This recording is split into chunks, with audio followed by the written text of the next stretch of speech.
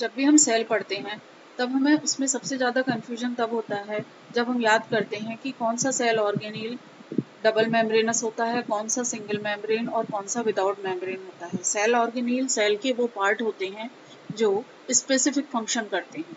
ऐसे सेल के वो पार्ट जो स्पेसिफिक फंक्शन करते हैं सेल ऑर्गेनील कहलाते हैं। Parts of cell which perform specific functions are called cell organelle. और कभी कभी हम ऐसा भी कहते हैं कि मेम्ब्रेन बाउंड स्ट्रक्चर ही सेल ऑर्गेनील है। लेकिन कभी कभी नीट में ऐसे क्वेश्चन आते हैं जिसमें पूछा जाता है कि किस सेल ऑर्गेनील के ऊपर डबल मेम्ब्रेन है, किस सेल ऑर्गेनील के ऊपर सिंगल मेम्ब्रेन है और कौन सा सेल ऑर्गेनील बिना मेम्ब्रेन का है।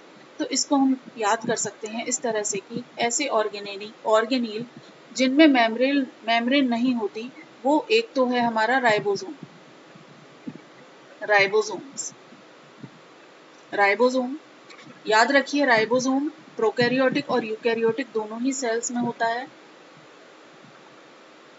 और दूसरा हमारा सेल ऑर्गेनील है सेंट्रियोल। जी हाँ, सेंट्रियोल को भी हम सेल ऑर्गेनील मानते हैं और यह एनिमल सेल में होता है, तो ये भी विदाउट मेम्ब्रेन होता है। और थर्ड है हमारा न्यूक्लियोलस।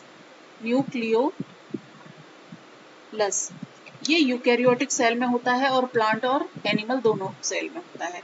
तो विदाउट मेम्ब्रेन कौन से सेल ऑर्गेनील हुए? राइबोसोम, सेंट्रियोल और न्यूक्लियोलस।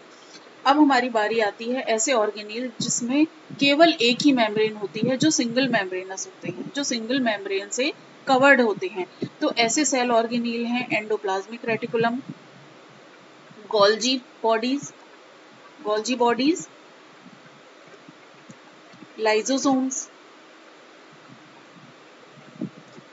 वैक्यूल।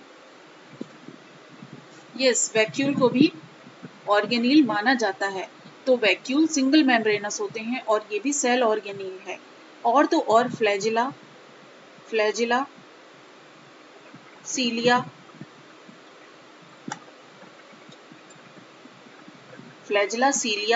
याद रखिए फ्लैजिला और सीलिया भी सिंगल मेम्ब्रेनस होते हैं, पर ये यूकैरियोटिक सेल से रिलेटेड होने चाहिए, ये यूकैरियोट्स में होंगे तभी, राइट। इसके अलावा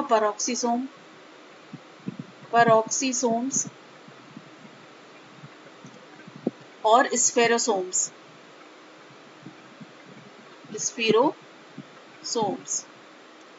वेसिकल्स, ये सभी सिंगल मेम्ब्रेनस होते हैं, ये सिंगल मेम्ब्रेन से कवर्ड होते हैं। और अब डबल मेम्ब्रेन से कौन से कवर्ड हुए? माइटोकॉन्ड्रिया,